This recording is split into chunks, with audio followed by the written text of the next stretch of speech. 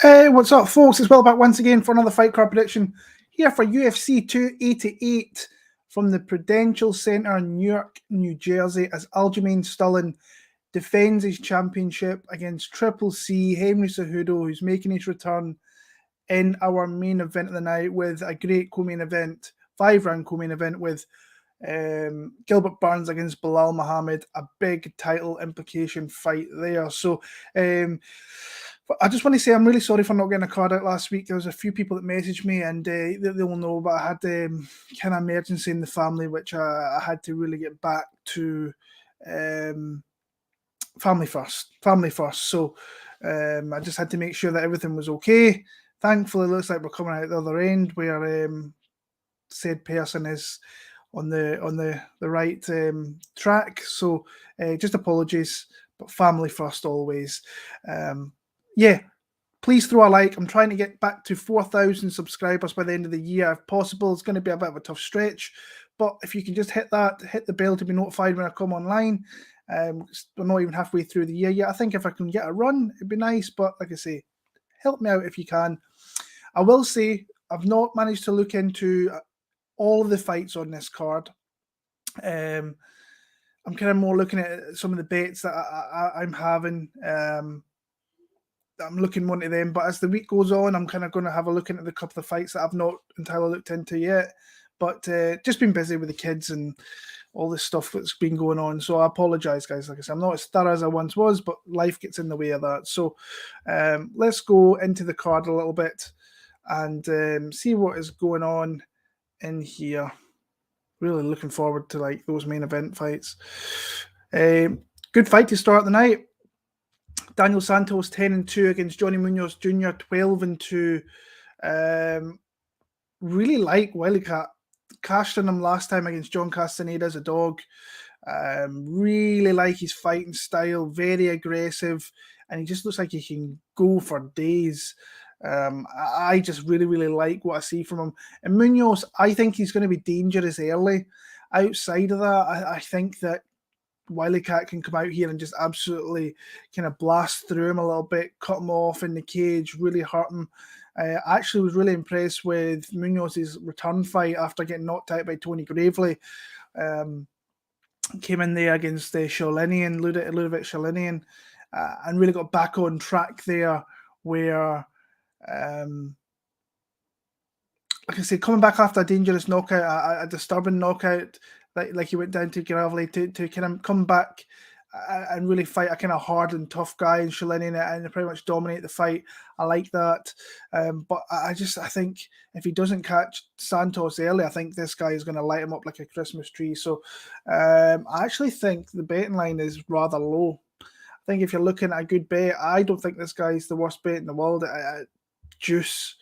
Like I say, I'm not the biggest fan of playing juice. I seem to get caught out with playing that. I kind of got caught out of that last week. I played Charles Johnson, which I don't know how I managed to land up there, but I did. I think the line got down to some. I thought, take a pop in that was not a good bet. But my pick here, I'm going to pick Daniel Santos to get a late finish, round 2, early round number 3. But later in the fight, I think that he finds a way to get Johnny Munoz Jr. out of there and go on and record another win. This is one I've not looked into. It was kind of low on my list of looking into it a little bit, but I think that Holmes could be a live dog because when I look at Ribeiro, I don't think he's overly skilled. I don't think he's great. I don't like the way he strikes. He kind of moves back and throws punches. Obviously got big, heavy power, very flat-footed. Coming off that loss to Abdul Razak Al Hassan, where he got chinned in that one there, but that's how Razak wins his fights, is catching with big power shots. But like I say, he has long power.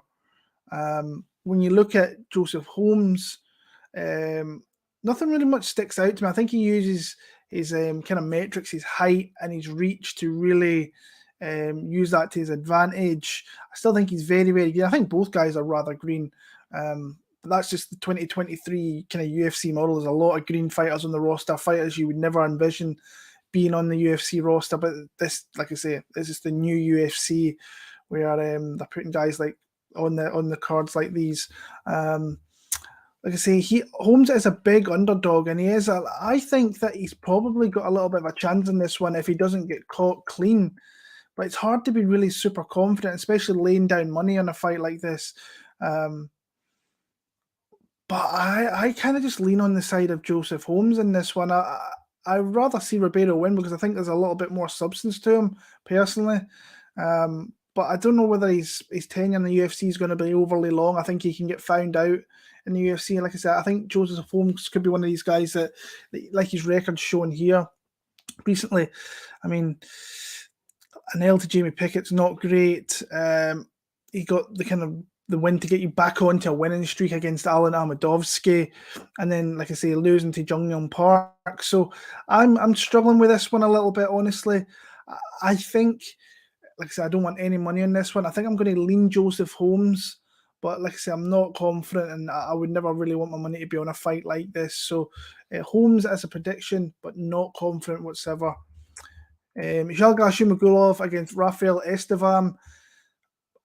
I come into this one thinking, yeah, I think I'm going to like Estevam, and I come out the other side liking Zhalgas, which is kind of scary, honestly, because he doesn't really win fights in the UFC, and the fight that he won decisively. But outside of this, I mean, these two fights, if we're being honest with you, he could have had W's in there. He could have been like a 3-2 record and still a 1-4. If not worse. Estevam, like I said, I think he's solid enough. And if you got in the betting line on Zhalgas, I would absolutely. I was looking actually at this and I was thinking, am I going to bet Zhalgas? And it did not sit right with me. And I'd already made a bet at that point of a guy that I'm not. I don't think is super reliable in spots, and I don't think that Zhalgas is. But I think this is a winnable fight. I think if he can mix it up, keep a pace, keep his strike in there, don't get caught with anything that's really going to hurt him, I think he can mix it up. But ultimately, it's going to be a really, really close fight where I've really not got the biggest confidence. And I thought this guy was done. I heard retirement. I thought the UFC would let him go. But I think the UFC's kind of cut him a little bit slack because, like I say, he has had some split losses where he could have went the other way. So you would think this is the last chance that he has in the UFC here. I just kind of lean Zhalgas in this a little bit, and I'm surprised in saying that because I was expecting to come in here and like Estevam, but he just doesn't jump out to me to be anything really special, especially early on. I think if he can get you early, I think what I'm trying to say is if he can get you early on, then that's good. But I mean, this guy, not unless you catch him with something really, really good, you're not going to take him out. So, like I say, I was kind of close to betting this fight a couple of days ago. I think I'm going to pass altogether because obviously the lines came down. You're not going to bet plus 125. If it was the plus one, I think it was plus 163. I saw it. If it was still there now, I'd maybe be a little bit more optimistic of jumping in, maybe making a bet on that. But I'm going to pick him as a prediction. I'm going to pick him to win a decision this time. But with Zhalgas, who the hell knows? Ikram Aliskerov against Phil Hawes. Now, I have bet Phil Hawes in this one here. And like I say, I said a little bit that I bet a kind of unreliable fighter. And Phil can be that. I want to believe in this guy so much, honestly. I think he's got so much raw, natural talent as a fighter. And it's been like that for years, but there's some things you can't trust. His chin being one of them. But I think his skills are there. I think his striking's so good. His grappling's so good. And I came into this one thinking, right, are the UFC trying to really put this Russian dude in here to really come in, trying to build off a little bit of a name on Phil Hawes? I think he's solid. I mean, his losses to Dolidze, Chris Curtis aren't bad. I thought he was doing well in that fight until he wasn't. When wins over Deron Wynn, Kyle Dawkins, Nastya Namavov. Now, he can tie this type of guy up. I think he can grapple with him, I think. The fight that really threw me was the Burrell fight, Nishon Burrell, yeah. He was getting reversed on the ground a little bit and getting sweeped a little bit, which was a bit of an eye-opener to me. And I've just not been super, super impressive with, I mean, the guys that he's fought, the guys he's beaten. I mean, that's not a bad win to have in your record against Lennon, who's a UFC vet. But overall, I'm just not super excited in him as a fighter. I think that this is a winnable fight. Phil Hawes, he's a little bit on the older side there. You see, 34 years old. He's been out in Thailand for this camp. working with a lot of Russian monsters over there that they have. So I like him in this one. I thought he was a little bit high. He was like over plus 200. He dipped a little bit, and I got him at plus 188. But I still like him at that spot. I think that he can hurt him in the feet a little bit. I think he can grapple. It might get a little bit sketchy if we get in here and that kind of gas tank starts to wane a little bit, and maybe he starts to do what he did in the Imavov fight, where he tries to kind of cage clinch and try and really just work away the minutes there. But I don't think that's really going to happen with Aliskerov. So I'm going to go Phil Hawes. Like I say, I've bet Phil Hawes. I think that he can win in any kind of manner. I think he can knock this guy out. I think he can win a decision. Submission, I don't think that's really going to be much of a possibility. But Phil Hawes is going to be my pick there. And I think that is another underdog. It seems like a dog for a dog card to me in this one here. So moving on, Parker Porter against Braxton Smith. Not looked into a hell of a lot of this. I looked into Braxton Smith a couple of weeks ago when I heard the fight was announced and I heard he'd been signed, and I went in to have a look to see what this guy is all about. And like I say, he had his first fight many years ago and then disappeared for like 8 years. You've seen that there. Lost to Chase Sherman, which is never good, but you're going back nearly a decade now. So Chase Sherman at one point was maybe half decent, coming up through, both guys very green or whatever, but beat a lot of kind of lower level guys here. Super explosive is what you will see in these fights here. I think he can be kept back at bay a little bit. I think if you can leg kick this guy, I think he's there to be leg kicked all day. And it's hard to really say you're comfortable playing kind of Parker Porter. I want to bet him. But as a pick, I think that he could be a pretty solid pick. He's coming off that loss to Justin Tafa, where he went down to Aussieland and got blasted out of there in the first round. And Junior Tafa looked amazing in that fight. But like I say, I don't really like, or what I want to see is a little bit more from Braxton Smith. If you can come in here, shows a little bit more, gives a little bit more data on himself as a fighter, that would be nice to see. But yeah, I'm going to go Parker Porter as a pick in that one there. Marina Rodriguez against Virna Jandiroba. This is another one I looked at a little bit back a couple weeks ago, and the line was a lot higher than what it is there. It's plus, I think it's a little bit higher here in the UK than what that is. But I think she's got a possibility to win this fight here, Virna. I think that if she can get a grappling going, which she is a very, very solid grappler, I think her striking has came along, but she is very, very up and down in the UFC that we've seen so far. But she has lost.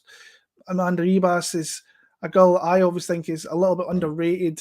I think she's a lot better. I think people were underrated in her last fight. I thought she fought very well.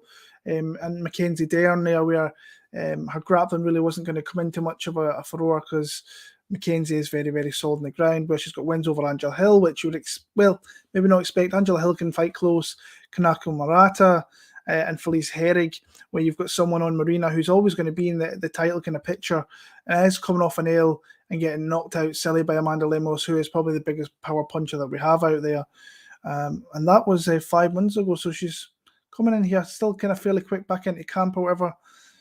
Win over Yang Zhao, and I thought it was a very, very close fight. Mackenzie Dern, Michelle Watterson, and this is probably your kind of striker v grappling, but if you kind of reverse things here, you've got, I think Virna is a little bit more better on the feet than what Rodriguez would be in the ground, so she might be a little bit more dangerous in the fight. But the skill that stands out to me is kind of the striking on Marina Rodriguez. I think that if Virna doesn't come in here, have success getting the takedowns, tying her up a little bit, clinching her up with her, I think that she's just going to get picked apart a little bit too much. I think she's going to be a little bit slower to the punch.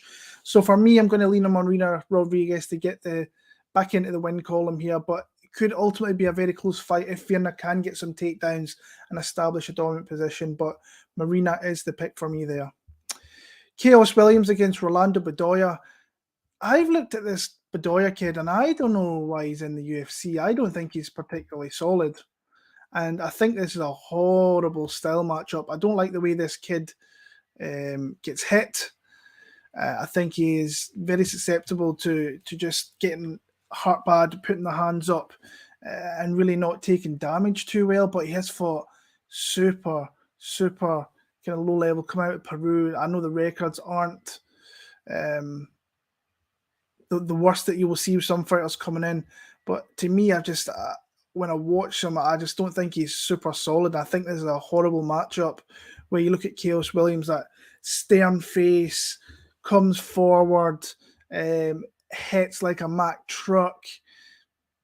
We've seen him take a couple of very close L's, but we've seen him like knock out dudes. These run of fights down in here when he came into the UFC and was knocking guys silly. Was like the power he was showing was unbelievable. And I think he's reined that back a little bit, but I still think he's got it in him there where he can come out there and throw big power shots. I thought this was a good fight with Semelsberger. I think that's a really good win because Matthew is pretty decent in my opinion and will turn out to be a really good solid UFC fighter kind of going forward. And like I say, he lost that one to Randy Brown, but a couple of little adjustments, he could have probably won that fight. I think he starches this guy at some point. I think he catches him and he backs this guy up and he gets taken out. So I parlayed Khaos Williams at minus 300. I parlayed him with Movsar Evloev when it was Movsar against Bryce Mitchell. Bryce Mitchell pulled out this afternoon a few hours ago. And so now it's pretty much a straight play. I was thinking about cashing it out, but I'm just going to let it ride, see if I can take that unit of profit and kind of go with it a little bit. But I'm going to pick Khaos Williams via knockout. Devin Clark against Kennedy Nzechukwu. This was one, like I said, I don't think you want to play him at this number. He's minus 188 over here in the UK. And there's a lot to like with this guy. But to me, he's still so raw. He still makes mistakes. There is some stuff that you like in his game. But like I say, that rawness and greenness, it might be a case that it's always with him as being like that. And he'll never really fully look like a fully developed fighter, but will always be a super dangerous fighter and will win fights in the UFC. Big dude for the division, tall guy, good reach on him. Doesn't really know how to use it a little bit too much. Devin Clark is a guy that he will lose fights, but he'll also come in and he'll pick up decent wins. The Kutalaba one, the Kutalaba loss, sorry, but coming in against William Knight, knocking him silly there. Dang Jung getting back in the win column. I wanted to be confident in Devin Clark because I thought he could come out here, do what he did to Dang Jung, and maybe get takedowns and keep him there. And I think that he can. But for me, it just, I feel that he could be winning this fight until he's not. So ultimately, I'm going to have to go with Kennedy Nzechukwu. Like I say, I think initially it could look very good early on for Devin Clark, but I think at some point Kennedy's going to catch him with something and put him on wobbly legs and stop him. So for me, I'm going to take Kennedy Nzechukwu via stoppage. I'm going to take him in the third round there to win that fight. But like I say, that's one that could kind of go either way to me. This is one that I've had a little bit of discussion with a couple of friends. Who I've got a friend who's on Drew Dober. And like I said, I really like Drew Dober as a fighter. I think that he's a very solid competitor, been around the UFC for a long time. But I think if Matt Frevola comes in here with the right game plan, I think he can give someone like Drew Dober a really tough fight here. But it's just hard to be super confident in Frevola and what he's going to do.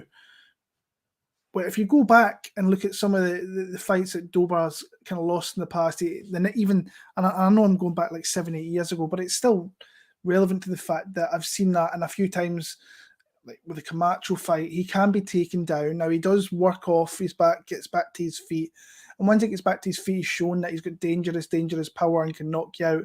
And he's really only lost recently in the last 5 years to top guys like your Makhachevs and Dariush and whatever.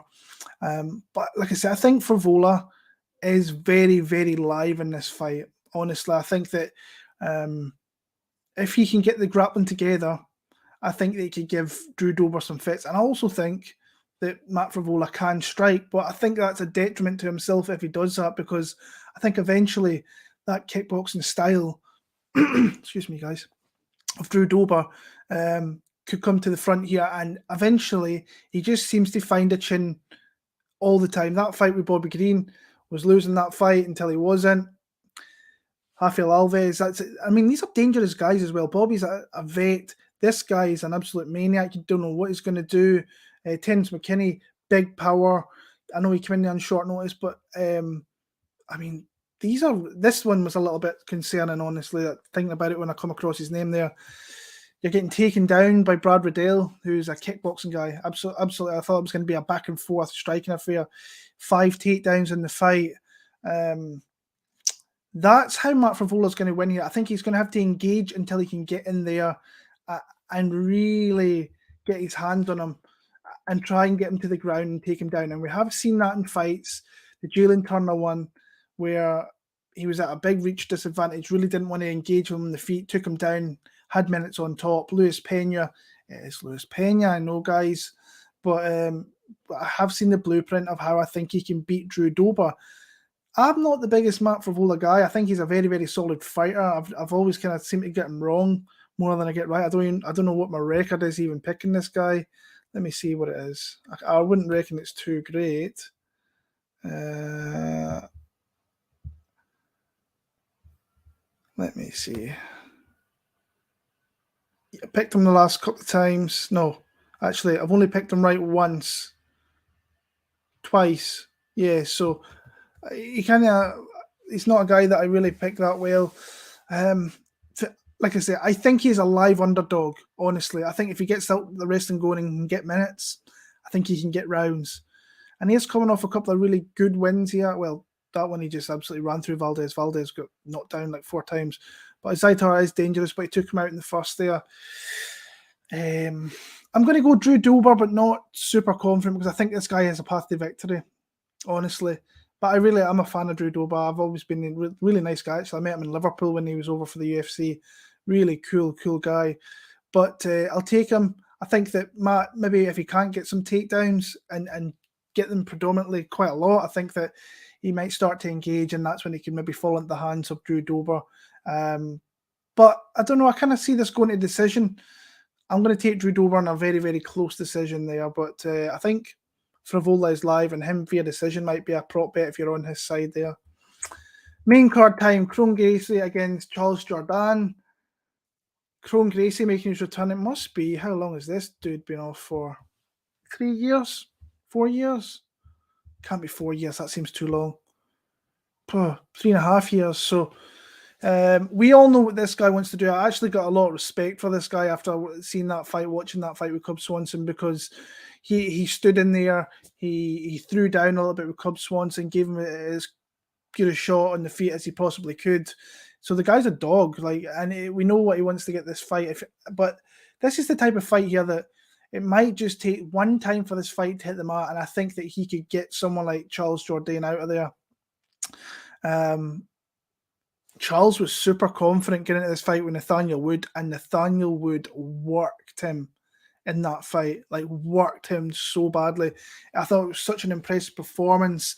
He got a couple of nice trips in there to Nathaniel Wood. Now, I don't see someone like Kron Gracie coming out here and throwing trips on a dude. On the feet, the more varied, versatile striker is Charles Jourdain. Very, very dangerous. Can throw leaping attacks, and it's got some power there if needs be. If this fight, like I say, I just feel if this fight hits the ground one time, it is going to be done. And I'm pretty confident that during a 15-minute fight, if that goes that long, that this guy is going to find a way to make it to the ground. And I think if he does, it's game over. But if he doesn't, then I think he could become a little bit of a punching bag, kicking bag. The more confidence that Charles gets, that he could start to kind of light him up and just get over aggressive, maybe catch him with something. But for me, I'm going to take a shot in Kron Gracie. Not super confident as a dog pick. I'm not going to bet him, I know that. But as a pick, I think that this fight is going to hit the ground one time. And I feel like he's just going to catch him in a submission. So Kron Gracie is a pick. By the way, this guy's got one of the hottest women I've ever seen in my life as his girlfriend. I couldn't believe he was walking around with an absolute dime piece in Paris. I was like, oh my days, she is amazing. Better not tell the missus that, but she looked phenomenal. But yeah, back to it. Kron Gracie is going to be my pick. Picking that one there. Movsar Evloev against Diego Lopez now. I know a little bit about this guy. Not a hell of a lot. I've seen him on Lux. I've seen that fight. It wasn't against a great guy, on all honesty, but I've seen a little bit. I've seen the Contender Series fight, obviously. I've seen that one. I don't think I've seen this one. And like I say, as a short notice guy, he's solid to come in. But honestly, I think that he's not going to have a hell of a lot for Movsar outside of maybe catching a submission off his back. I thought Movsar was going to rip Bryce Mitchell apart in this fight. He's a guy that's been in the gym. He's been cornering guys. You've seen the UFC Casino Ashkabov. He was there. And he's been at ATT. He's been looking for a fight. People have not been wanting to fight him. I don't think Lopez on short notice, or really even if he had notice, was ever really going to do anything here. Movsar should move to 17-0. I think it's a good opportunity to get this guy out of there. Yeah, I've got Movsar Evloev in that one there. Jessica Andrade against Yang Xiaonan. I'm trying to get my head around what Jessica Andrade is really doing, because this is a third fight in 5 months. This our last fight was 2 months ago, where she got beaten by Erin Blanchfield. I think I bet Andrade in that one. Blanchfield looked amazing, but I thought she was going to show a little bit more in that fight. I know it was super short notice, but still, I thought that she could have come in there and showed the youngster what's up, but it was all the way around there, where Blanchfield was having some decent spell on the feet once it got tied up, and especially when she got the submission. It was kind of all she wrote from there. We kind of already know what this fight's going to be. Xiaonan's going to be on her bike, fight at distance. She's the bigger lady. I'll probably say she's got a bigger reach. Not by much, just by an inch, but she is bigger in height by about 4 inches. And she's a very, very tough fighter to face, because she's never in the one place. She's hard to lay down and anticipate where she's going to be. But you've got the type of person here in Andrade who's a bit of a bulldozer, will move forward. And it might just take a couple of shots to really soften someone like Yang Xiaonan up, where she could catch her with a shot. But I'm trying to decide to myself, is she kind of, I can see her retiring very, very soon, honestly. I think that she's been around for a long, long time, probably 10 plus years in the UFC, had a lot of fights, got the belt, probably made some decent money. I know she's just signed a new contract where she's getting probably better money, so maybe that's the reason she's fighting more often. But is she really going to get better? I think it's kind of past her peak, even though she is only 31, not even 32. This is straw weight, isn't it? Yeah. So she's making that cut down where she was at 125 before. I'm going to stick with Yang Xiaonan in this one. I think that she's going to fight at distance, avoid getting hit with the heavy blows, and just win on output. Now, I will kind of be discouraged if Andrade gets her tied up a little bit. Maybe puts against the clinch, maybe looks for a big power takedown, which she could absolutely get. And once it's on the ground, I think that Xiaonan might have a little bit of trouble with her submission defense, but it's getting it there. I think while it's on the feet, the combos that she throws, I think that Xiaonan's going to be throwing kicks up the middle. I think she's going to be throwing leg kicks, throwing 1-2s, getting out of there, and then just landing, cutting angles, and countering someone like Andrade. So I'm going to stick on Yang Xiaonan. The line is going up, so the money's coming in on Andrade, which is pushing the line back up. And to me, Xiaonan is always a live dog when she's got dog money beside her, because she's got a specific skill set where she can win the rounds through her output and her movement, and she can do that pretty much for 25 minutes. And she did show in the Mackenzie Dern fight, it was Mackenzie Dern, that she can be taken down and come out there and avoid submissions and so on. So I'm going to pick Yang Xiaonan to win a decision there on that one. Co-main event of the night, Belal Muhammad against Gilbert Burns. Pretty much a number one contender fight after Colby. He's probably going to the next in line after Colby Covington and Leon Edwards.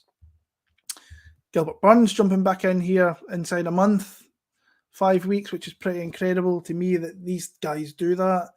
Belal Muhammad coming off Ramadan, not too long ago, coming in here short notice. I know both are coming in short notice, but I mean, Devin had a fight not long ago where Bilal fought with 5, so it's going to be 6 months by the time we get there. Really interesting fight, and the fact it's over 5 rounds really interests me as well, because if this fight I'm interested to see what Bilal's, and I know he's always shown he's got a cardio for days, he can go, but coming in here after Ramadan, short notice, I'm just really interested here. As if this fight was to I'm thinking this here, is Bilal going to use his grappling? Because I feel that if he uses his grappling, he could be playing into the hands of obviously the very dangerous jiu-jitsu guy and Gilbert Burns. On the feet, I think that Bilal's decent. I don't think he's got anything really super dangerous on the feet wise that is going to hurt Gilbert Burns, not unless it's accumulation of shots. Maybe Burns is gassing. I mean, we have seen him drop by a jab by Kamaru Usman, so maybe I'm not giving the respect on Bilal Muhammad's striking that he can maybe do that. I think he probably could, but I'm really interested to see what Gilbert Burns' game plan is going to be here, because I think that he can maybe throw a takedown and try and see if he can get the fight to the ground and be dominant on top, because if he gets on top, he's got a really good chance of getting a submission. Yeah, interesting fight. I've not got the best lean in this one, honestly. I thought to myself, right, if Burns kind of gets down to dog money, it's something I might look at. I think Burns is going to be my pick, but I'm not confident, and I'm not good at picking Bilal fights. I've not been on the money train like some people have been. It's just I've just not been on the train, and he's shown improvements in a lot of these fights since that Leon Edwards fight there. I mean, Damian Maia, Stephen Thompson, Vicente Luque, Sean Brady, all decent names. I'm going to lean Gilbert Burns, though. I just think he's going to have a little bit more in this fight. But honestly, I'd actually quite like to see Bilal Muhammad. In fact, that's a lie, actually, because I love Gilbert Burns. I really like both guys, but if you were to go back to the early Gilbert Burns days, I was calling this guy a champion in waiting. So it'd be nice to see him get another title shot and see if he could maybe get that strap around his waist. I'm going to go Gilbert Burns, though. Like I said, I'm a fan of both guys, but when I think about it now, I'm a big fan of Gilbert from back in the day. I love everything about him as a fighter. Just he's getting in there, going at it, good striker, great jiu-jitsu. A little bit skeptical, maybe his gas tank might not be too great, especially if Bilal is coming forward, spamming in some takedowns, making him work, could tire him out. So probably not going to bet this one, but as a pick, I'm going to pick Gilbert Burns. And another unbelievable, interesting fight here for the UFC Bantamweight Championship of the World. The Funkmaster Aljamain Sterling against Triple C Henry Cejudo, the former UFC flyweight champion, the former UFC bantamweight champion, the former Olympic champion. Just a great fight that has kind of had my mind kind of going about how this fight is going to go. Now, I'm going to come out straight away and say my pick right now is Henry Cejudo. And I kind of get GSP kind of Michael Bisping vibes off this fight, for the simple reason that GSP was away and he picked the right fight to come back. Like, he waited for the right opponent to come back and get another belt. And I kind of feel that Henry Cejudo is doing that. I think this is an easier matchup than like a Peter Yan. I think he waited for this one where he had the opportunity to come back and get the guy that he wanted. I think that Aljo is that, but I'm not taking anything away from Aljo because, I mean, his record's great. I think he's been an ever-improving fighter in the UFC. Obviously, had the shenanigans against Peter Yan, which he was well on his way to losing that fight, but then rectified it against Peter Yan there, which I still think that Peter Yan was a little bit unlucky in that one, in all honesty. And then beating the kind of corpse of TJ Dillashaw, who had one arm pretty much, but still went in there and got it done. And we have seen him fight very dangerous guys, like the Sanhagen fight where he jumped on the back, got that submission there. This is predominantly how he's going to, this is how I see him winning this fight. But I'm like, can you, for multiple rounds in this fight, get to the back, be successful for large points in this. And Henry Cejudo is a student of the game. One of the most, I think one of the guy that finds so many flaws in fighters. If you watch his YouTube channel, he breaks down fighters very, very well, in my opinion, especially in his own division, where he can find the spots to really make it work for him. I think overall as a fighter, I think he is the better, obviously with his grappling, I think he is the better out-and-out wrestler. As a kind of submission grappler, I think that leans on the side of Aljo, but striking-wise, I think that as an overall striker, I think that Henry is better, but Aljo is just so diverse. Long kicks, obviously going to have a big reach in this one. Very wild and kind of hooky shots, kicks a lot. And I kind of feel like Henry's going to be smart enough to pick these kicks off if when they come and get takedowns off them. When you look at Aljo, I don't think he's going to really want to come in here and grapple off a lot. I think he's going to look for opportunities to maybe, if they're in scramble positions, try and maybe tie him up a little bit, maybe jump in the back, get the fight through there. But when I look at this, I feel that Henry's coming back. He knows this is the fight to come back to, and how much longer we're going to have him, I don't know, because he's like 36. What does he really have to prove here? He comes back and wins another UFC belt. He's regarded as one of the best ever, in my opinion. Enjoy Henry while he's here, because, like I say, he is a special talent, has been for many years, even when he was in the flyweight division. Heart of a champion.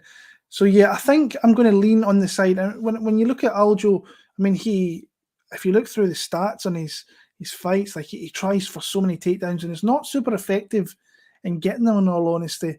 I just don't see that even being an avenue in this fight. So is he going to stand and outbox him, strike him for 5 rounds? I just can't see it. I feel like Henry's going to have the points in this fight where he's going to win striking exchanges. I think he can get takedowns. I can also see Aljo getting back to his feet. I just don't see too many points in this fight where he's getting his back taken for large parts of this fight. So Henry Cejudo is going to be my pick, guys. Interesting fight. You're seeing a pick 'em on both sides here. -110. If it ever moved back to plus money in Cejudo, I think I'd be a little bit interested. But honestly, it's a great fight. Really looking forward to it. I actually really enjoyed breaking down this card, guys. But when you look, what I did see was he does kind of look a little bit flabby, if I'm being honest with you. And I can't remember who brought this up. I've been watching a lot of Aljamain Sterling on his YouTube channel, and he shows everything on his YouTube channel, which kind of surprises me a little bit, because someone who's as diligent as Henry Cejudo is, he breaks down things, he sees things, but like Aljo shows you everything. Where you go to the side of Henry Cejudo, and he really doesn't show anything when it's in camp. It's just him and his boys, him and his team. Where Aljo shows you his patterns and just the way he strikes and so on. For me, I just think that for someone like Henry, it's going to be the spot for him. So, yeah, I'm going to go Henry Cejudo, guys. But I appreciate it all for sticking around. I see there's like 20 of you in here. If you could throw a thumbs up, guys, it really would help a hell of a lot to get my algorithm back up there, because that's obviously what I need to try and get more views and to get back to more subs and hopefully get back to 4,000 where I was at one point. I'm just going to go into the chat and say hi to you guys and give you some love. Buffo on the beat, one of the guys that's been around for ages. ABC, always bet Cejudo. Love that. Bryce Mitchell felt today. I know, unfortunate. Grateful dude. Good luck this weekend. Appreciate you, my man. Holmes by sub, round 2, round 3 sprinkle. Possible. But like I said, I've not looked into that one too much. Zhumagulov decision. That's the way we're going to go with that one. If so, Hawes double chance TKO decision. Yeah.